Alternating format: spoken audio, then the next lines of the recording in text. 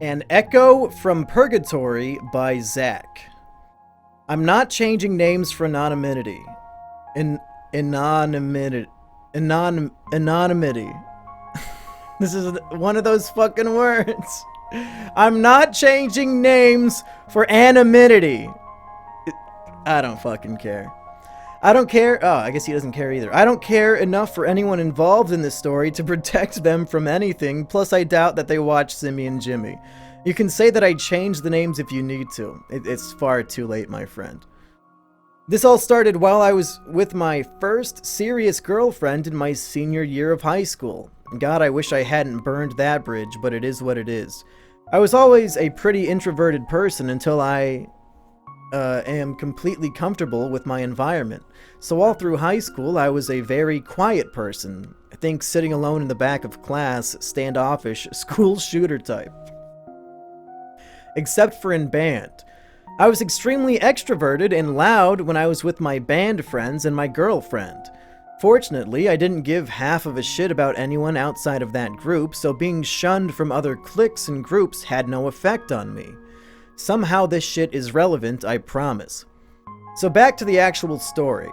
At the end of my senior year, the band took a trip to Universal Studios in Orlando, Florida, to play in some competition. It was really just a vacation for hormonally overclocked teenage nerds. While there, one of the saxophone players named Bonnie made it very clear that she was into me. Now at the time, my relationship with my GF, Emily, was getting shaky, and we spent most of the trip not really arguing, but more like silently resenting each other. While in the hotel's hot tub, I was sitting next to Emily while we both refused to acknowledge each other in conversation with friends. I feel something touch my left hand under the water. It was Bonnie, and she was rubbing my hand with hers. Apparently, she made her way over to sit next to me on the opposite side of Emily. I didn't react and just rolled with it. I guess it was not what she was expecting, so she loudly said, "Are you trying to hold my hand?" Oh no.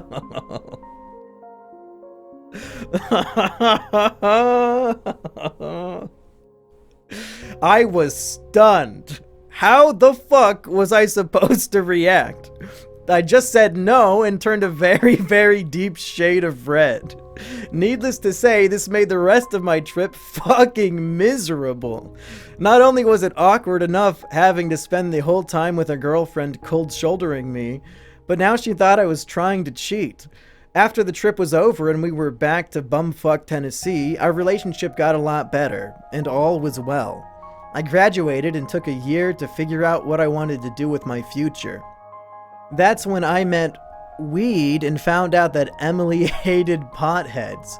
Needless to say, my choice was made for me when she dumped me for not having a plan for the future. I decided to follow the career path, aka drinking, smoking, partying, and not giving a shit about the consequences. Bonnie ended up running in the same circle when she graduated, and we immediately started fucking like animals. Whoa! I mean, all of the time. If we weren't fucking, we were smoking weed. This led to about a 2-year relationship that was nothing but fucking, fighting, and getting hella fucked up. She ended up cheating on me with some big truck-driving, tiny-dicked redneck at a NASCAR race in March, and we split. Cut to August of 2013. While at a stripper's party with my brother, I ended up texting her and telling her that I wanted to start fucking again. To my surprise, she reciprocated the feeling and we were back at it. This is where it gets fun. At the end of August, she calls me and tells me we need to talk. She comes over and tells me that she went to get birth control, and during the testing, she found out she was 6 months pregnant. It's important to note that she only got her period 3 times a year, so she came from a very religious family, so little ignorance and subsequent denial was totally understandable to me. Now, the pregnancy lined up perfectly with her cheating on me, but honestly, it didn't matter to me. All I had ever wanted was to be a father, so I was 100% on board with being there for it. 2 weeks later, she goes into early labor and my daughter was born. Because she was premature, she had to spend the next couple of months in the NICU in an incubator. Didn't matter. I was beyond happy. I spent every little bit of free time I had at the hospital with Bonnie and our baby. Bonnie and I had actually started to bond more over this than anything else we had bonded over in the past. It was amazing. I was in love. I was a father, and I was making decent money at my job working customer service for a shipping and handling company at a call center. Well, at the end of November, my daughter got to come home, which meant she would be easier to spend time with, or so I thought. Her coming home meant that she was living with Bonnie and her ultra-religious family who didn't like me before I knocked up their daughter. Imagine the tension when I came over to see Bonnie and our daughter. It was far from ideal, but it didn't matter. It was just a speed bump. I was saving up for a ring to propose and start my family. It was all coming together. Over the Christmas season, my job started requiring overtime, and as you can imagine, being a frontline customer rep, a service rep for not FedEx, in the Christmas season meant I was in high demand. My visits grew less frequent as my workload got to be unbearable. I was definitely still around, just not as much as I wanted to be. Once the season was over, I called Bonnie to apologize about being sparse, and I would be around a lot more. She said that we need to break up and that with the kid she didn't have time to balance a relationship and being a mom. I didn't react well. I told her that she was being a cold-hearted bitch and that she led me to believe that we were going to be together. She said that she never wanted to get back together with me in the first place and that she felt that pretending to love me would make everything easier. I told her that I hated her and I hung up. 2 weeks later, I called to tell her I was coming to see my daughter and she agreed. While there, she told me that she was seeing someone she met in church. Oh.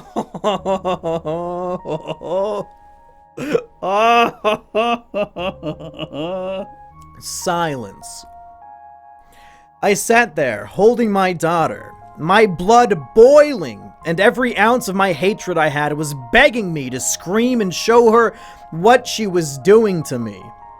Instead, I kissed the baby's forehead, laid her down in her crib, and left without saying a word. The next week I texted her and tried to smooth things over. I was met with, "Anything you have to say to me, you can say in front of my husband." Husband?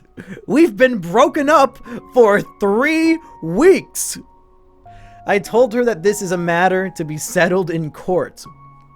After that, I heard nothing from her and she changed her number. Through my brother, I heard that she was actively avoiding me because she didn't want me around because I was going to be a bad influence in her and her daughter's life in God. I wasn't a Christian and had no interest in becoming one, and she had fallen back into her family's ultra-Christian ways. I couldn't reach her. She and her family moved houses and refused to tell anyone where. I was spiraling. I stopped giving a shit at my job and would put every call I had on hold until they hung up, and was eventually fired for it. Now back at home and unemployed, I was already feeling like a piece of watery shit. My old best friend from high school, Kristen, invited me out to dinner to check on me. She told me that Bonnie was filing for abandonment and that I would lose any and all rights as a father. It broke me. After sitting in silence for what felt like 30 minutes, I told her I didn't care. I was lying through my teeth, but I couldn't even comprehend what was happening in my head. She told me I needed to grow up and get over myself and be there for my daughter. I said nothing and went home. I was literally dead inside. Nothing meant anything to me anymore. I was freeloading at my mother's house and had no intention of getting a job or getting myself together. I figured that I would get around to offing myself sooner or later anyway. I spent so much time wallowing in my own disgusting life that my mother and sister were starting to resent me. I finally got a job at a 24/7 breakfast diner so I could afford my pot, booze, and cigarettes, but I didn't care enough to help with bills or to pay rent to my mom for letting me live there and be a lump of depressed shit that both she and my sister had to walk on eggshells around so I didn't blow up at them. It all came to a head when both my mother and sister cornered me and berated me with how much of a piece of shit I had become. I didn't want to hear it. I was self-aware enough to know that I was being shitty and was beating myself up for that along with the Bonnie situation. I needed an out, something, anything. What will get these screeching bitches out of my face? I looked my mother in the eye and said, "You know, one day you two aren't going to register as a family in my head, and I will kill you both in your sleep." It worked. I had efficiently scared my mother and sister away from me for the time being. Of course, I didn't mean it, but I needed the noise to stop. Isolation. Complete isolation. No friends, no daughter, no family. It was a scumbag's paradise. I hated every minute of my life and was dead set on being dead before my 23rd birthday. Fortunately for me, the bonds of family can sometimes be a lot stronger than an empty threat, and my mother continued to care and check on me. I eventually started to come back to being me, and actually managed to score a banging big titty goth GF named Jaden. Our relationship was the most unhealthy relationship you could imagine. We hated ourselves and we hated each other. The breakup was brutal and ended with her bringing up every single insecurity I had ever had and rubbing it into my already broken soul. That was 3 years ago, and to this day, I'm terrified of women. I've missed several opportunities to have happy and healthy relationships/friendships, but I can't bring myself to let anyone in anymore. I've taken great strides to better myself and move forward. Now I'm here, 29, sober, only 1 or 2 friends that I keep at arm's length, despite really wanting to let them in. My loneliness is crushing me and I can't look in the mirror without wanting to vomit at the person I've become. I no longer want to commit suicide. I want to punish myself by living this cold and lonely life for as long as I can. I deserve all of it, and if I were to be hit by a truck tomorrow, no one would miss me. That's my story. I'm sure you enjoyed not reading it. I love your shit, Jimmy. Zach was here. And that is the end of Zach's story. Looks like the chat seems to be in a bit of an argument about whether or not the story's fake. I don't have any reason to think it's fake. I could see this being somebody's, fiction that they wrote up to write a sad story. But really, you could say that about any of these stories. We'll never know for sure which ones are real and which ones are fake. But what we will know for sure, folks, is how the stories made us feel.